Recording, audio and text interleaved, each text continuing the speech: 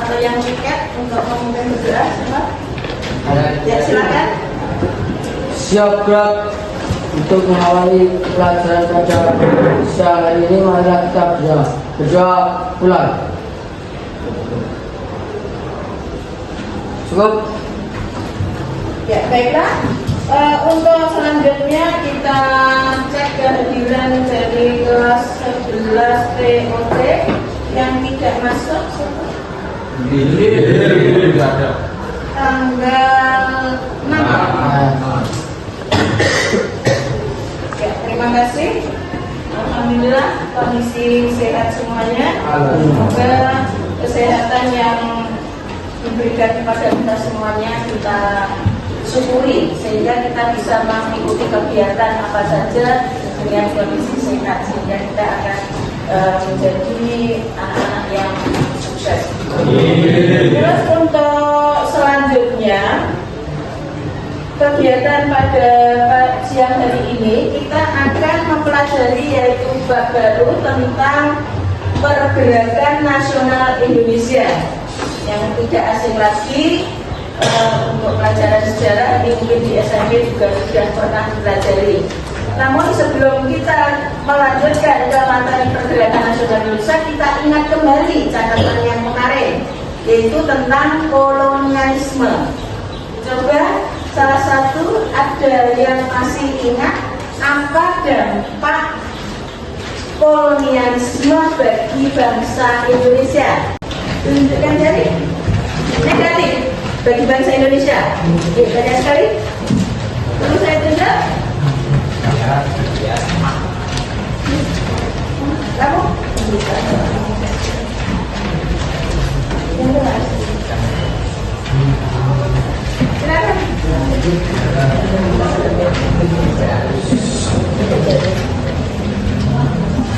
Yang jelas, biar yang lain dengar. Dampak kolonialisme bagi bangsa Indonesia, yaitu penderitaan rakyat Indonesia. Ya, telah kita pelajari yang kemarin yaitu kolonialisme dari kedatangan bangsa Barat sampai politik etis ya, ternyata membawa dampak negatif bagi bangsa Indonesia. Nah, maka ini nanti untuk selanjutnya materi pergerakan nasional Indonesia akan kita gunakan dengan metode diskusi ya, jadi nanti diskusi kelompok, kita bagi kelompok, kemudian setelah diskusi nanti presentasi. Nah, setelah presentasi nanti kita adakan tanya jawab yang kemudian nanti kita akhiri dengan evaluasi. Jadi 7 kelompok, silakan. Kelompok 1, kelompok 2, 3, 4, 5, 6, 7. Ya, silakan di kelompok. Nanti menghadap ke belakang. Silakan materinya yaitu pergerakan nasional Indonesia.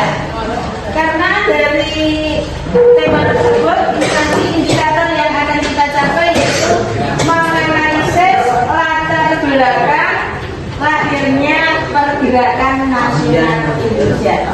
Ya, silakan. Kelompok mana?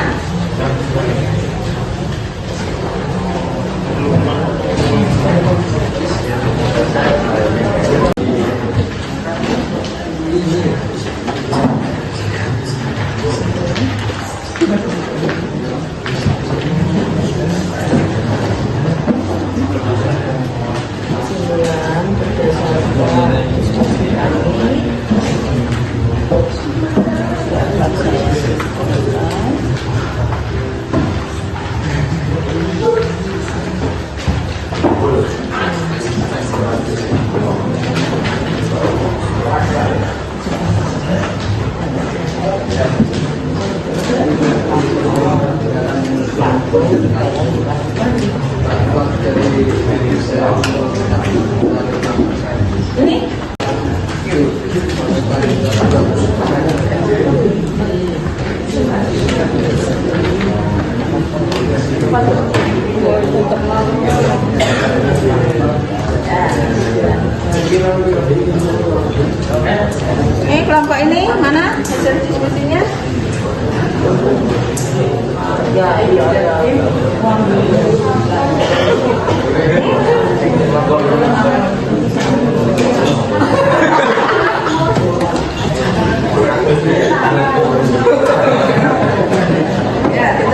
Baiklah, untuk selanjutnya kita lanjutkan untuk presentasi dari kelompok 1 yang akan disampaikan atau dimoderatori oleh Mbak Mais. Kemudian nanti operator untuk siapa? Data. Silakan untuk dilaksanakan atau dimulai untuk presentasi kelompok 1. Sebelumnya, Assalamualaikum warahmatullahi wabarakatuh.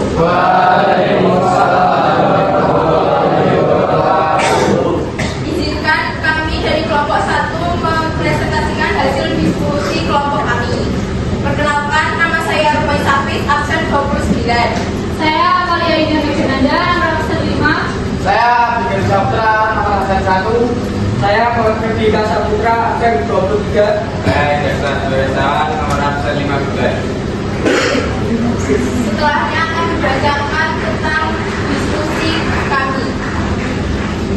Pergerakan Nasional Indonesia. Perbagian perjuangan bangsa Indonesia melawan kolonial sebelum dan sesudah tahun 1908. Sebelum, sifat perjuangan yang dilakukan masih kedaerahan, di mana para pahlawan masih menggunakan senjata tradisional seperti bambu runcing, golok, dan senjata lainnya. Perjuangan pun masih dipimpin oleh orang-orang yang dianggap berpengaruh, seperti tokoh agama atau bangsawan. Perlawanan bersifat sporadis atau musiman yang tidak terjadi secara terus-menerus atau berkelanjutan, yang disebabkan oleh keterbatasan sumber daya manusia dan material, serta adanya tekanan dan intimidasi dari pihak penjajah. Bentuk perlawanan masih menggunakan fisik atau peperangan saja, belum lewat diplomasi. Bertujuan untuk mengusir penjajah, bukan untuk memerdekakan Indonesia. Bentuk perlawanan tersebut masih belum memberikan hasil yang baik, bahkan karena kualitas pendidikan dan kesehatan rakyat Indonesia masih terbilang rendah. Mereka menjadi mudah dikelabui oleh penjajah. Menjelang akhir abad ke-19, kehidupan rakyat pribumi terus semakin menderita, terutama setelah Belanda menerapkan kebijakan sistem tanam paksa. Jadi kesimpulan dari diskusi kami yaitu berdasarkan diskusi kami dapat kami simpulkan bahwa faktor pendorong lahir atau terciptanya pergerakan nasional Indonesia ada dua, yaitu internal dan eksternal. Sekian presentasi dari kami. Apabila ada yang ingin ditanyakan, maka silakan. Kami sebutkan nama. Perkenalkan, nama saya Dodi Tenang, absen 14. Jelaskan faktor pendukung lainnya pergerakan nasional Indonesia dalam negeri. Jadi faktor dalam negeri yaitu berasal dari hati sanubari rakyat Indonesia. Keinginan dan usaha membebaskan diri dari belenggu kolonialisme para penjajah seperti merasa nasib sepenanggungan.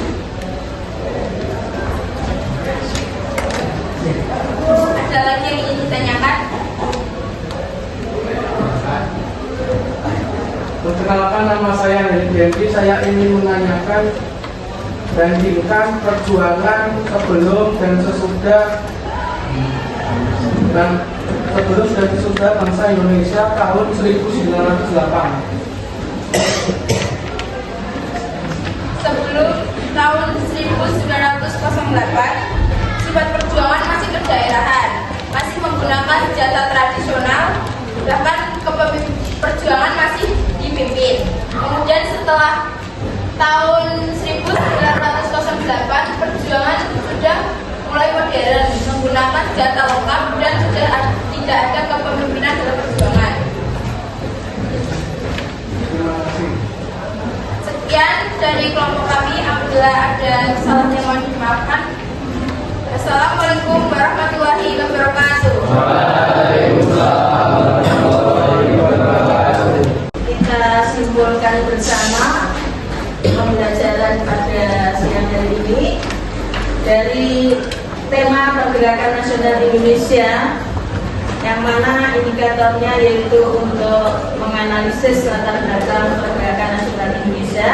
Dan di sini kita simpulkan bahwa latar belakang lahirnya Pergerakan Nasional Indonesia di sini ada dua faktor yang mendorong atau yang mendukung.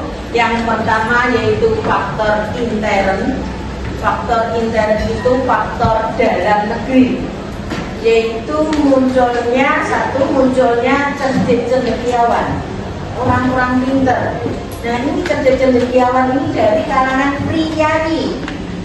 Contohnya Raden Mas Ngabei Wadin Sudirosodo. Dia seorang priyayi tapi sangat peduli terhadap penderitaan rakyat Indonesia. Nah, itulah sikap atau karakter seperti itu yang perlu kamu contoh. Jadi kalau kamu nanti menjadi orang pintar, menjadi orang kaya, menjadi orang besar, jangan lupa terhadap rakyat atau bangsa Indonesia. Yang kedua yaitu penderitaan rakyat Indonesia yang berkepanjangan. Jadi dari kedatangan bangsa Barat abad 15, rakyat Indonesia itu juga sudah berusaha melawan kedatangan bangsa Barat. Akan tetapi penderitaan yang berkepanjangan dan perlawanan terhadap bangsa Barat itu belum berhasil. Contohnya di sini penderitaan rakyat Indonesia pada masa sistem tanam paksa, di mana rakyat Indonesia banyak yang dipekerjakan di perkebunan, lahan pertanian jadi terlantar. Bahkan lahan pertanian itu nanti banyak disewakan, ini terutama pada masa politik terbuka. Jadi dari abad 15 sampai awal abad 19 rakyat Indonesia itu menderita. Nah, dari penderitaan yang berkepanjangan itulah maka muncul dorongan dari dalam negeri sendiri untuk mengadakan perlawanan terhadap kolonial atau penjajah. Kemudian mayoritas Indonesia adalah Islam. Nah, sejak agama Islam masuk ke Indonesia ini ternyata ya, sampai sekarang mayoritas Indonesia adalah Islam. Ini sudah kami pelajari di kelas 10, itu ternyata Islam masuk ke Indonesia dengan damai, sehingga banyak pengikutnya masuk Islam muda. Nah, maka sampai sekarang itu agama Islam mayoritas di Indonesia. Nah, agama Islam inilah orang-orang Islam menyatu dalam satu wadah untuk melawan kolonial atau bangsa asing. Contohnya itu bangsa Belanda yang menganut agama Nasrani. Kemudian bahasa Melayu sebagai bahasa nomor 1 itu juga sama seperti yaitu agama Islam. Bahasa yang digunakan di Indonesia ini adalah bahasa Melayu. Karena sama-sama merasa bahasa Melayu, maka orang-orang atau bangsa Indonesia itu menyatu dalam satu wadah juga untuk melawan bangsa asing atau bangsa barat. Kemudian kejayaan masa lalu, zaman Majapahit, zaman Sriwijaya. Nah, ternyata kita zaman dulu itu pernah jaya.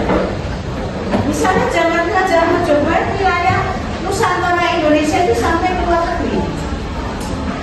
Kemudian zaman Majapahit, ini raja yang terkenal, nah, Hayam katanya Gajah Mada. Nah, orang-orang sekarang atau bangsa Indonesia itu ingin mengenal masa. Nah, orang-orang sekarang atau bangsa Indonesia itu ingin mengenal masa zaman yang jaya itu. Jadi maka harus berjuang. Nah, inilah faktor intern, faktor dalam negeri sendiri. Kemudian yang kedua faktor ekstern. Faktor ekstern itu mengenai bangsa Indonesia belajar sejarah bangsa asing.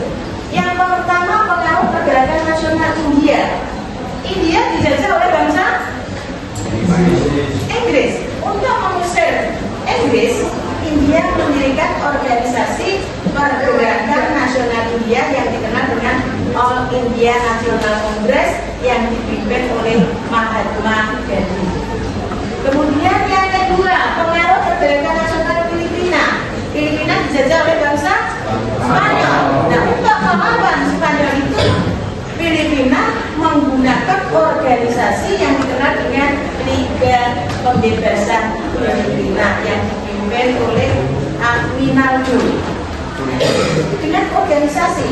Yang ketiga, pengaruh gerakan Turki Muda. Kita ketahui bahwa Turki itu merupakan negara yang luas, daerah jajahnya luas. Tapi daerah jajahnya yang luas itu kan untuk memperhatikannya juga mengalami kesulitan. Sehingga oleh orang Eropa, oleh orang Barat, Turki itu dijuluki the sick man, manusia sakit. Nah, maka sakit orang berbagi mati. Nah, justru dengan adanya julukan the sick man itu Turki bangkit, menunjukkan kepada dunia bahwa Turki tidak akan mati. Turki bangkit dengan mendirikan organisasi pergerakan Turki yang dikenal dengan Gerakan Turki Muda yang dipimpin oleh Mustafa Kemal Pasha. Kemudian yang keempat, pengaruh kemenangan Jepang atas Rusia. Jepang bangsa Asia. Siapa nak? Indonesia Asia? Sama-sama bangsa Asia. Jepang bisa mengalahkan orang kulit putih yaitu Rusia. Kenapa kita tidak? Maka kita bangkit. Kita harus bisa mengalahkan orang kulit putih yaitu bangsa Barat. Nah, dari dua faktor inilah maka akan mendorong lahirnya Pergerakan Nasional Indonesia, kemudian dipimpin oleh cerdik cendekiawan yaitu Raden Mas Ngantri Wadudilosodho, keliling dunia, keliling Indonesia, kampanye untuk menyebarkan pendidikan.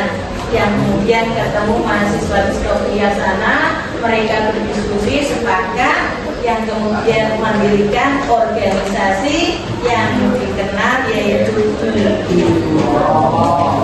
ya, itu nanti yang kita pelajari untuk hari ini. Sebelum kita tutup, kita refleksi dulu atau kita evaluasi dulu. Jadi tidak banyak ini, soalnya cukup dua. Ini soalnya ya.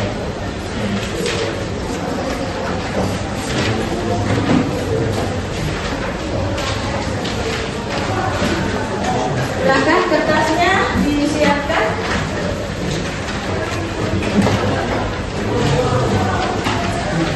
Bukunya dimasukkan semuanya, HP masukkan semuanya, kertasnya disiapkan. Untuk soalnya itu evaluasi. Kertas saya kemarin.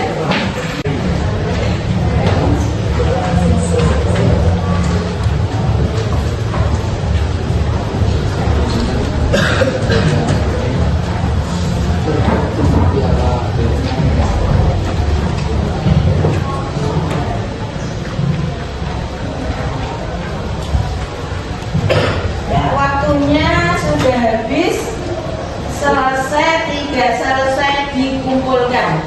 Silakan. Salah satu kumpulkan. Kumpulkan. Dari belakang, teman-teman.